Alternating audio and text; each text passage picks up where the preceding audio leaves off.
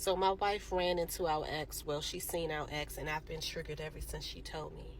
The entire time that specimen was in my life, I felt like I was in a horrible Lifetime channel movie. So this broad didn't want to accept that I didn't want to be with her, so as the result, she fought me. When it got to the point that she felt like she wasn't going to win, she took these large candlesticks that I had on my walls, off the walls, and beat me with them. The noise woke my daughter up, so my daughter called the police, which she should have.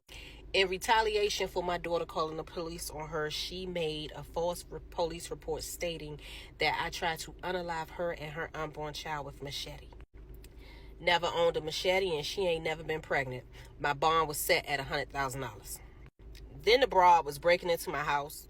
Like, y'all have no idea how violating it feels to come home and see your shit in different places around your house.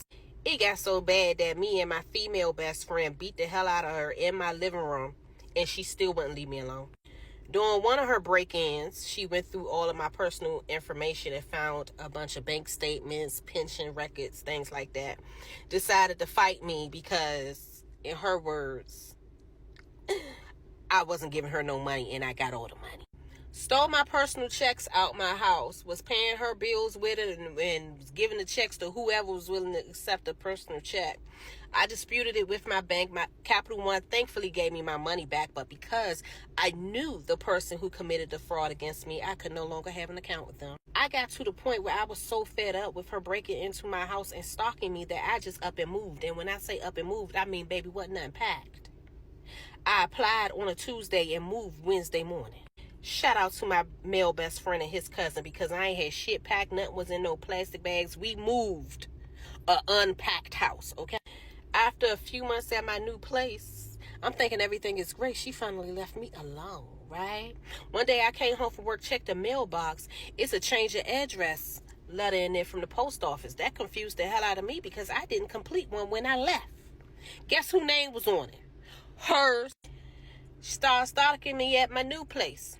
Had to call the cops on her a few times. One of the cops felt bad for her, so bad for her that he did her in the back of his squad car and gave her $50 so she could get home. Ho ain't have no home. That's not even half of what I went through with that broad, okay? So knowing that as a homeowner, some stuff is public record, and my wife seen this hoe not even 10 minutes from our house, I find that suspicious. So although she has right to be wherever the hell she wants to, ho, why are you here?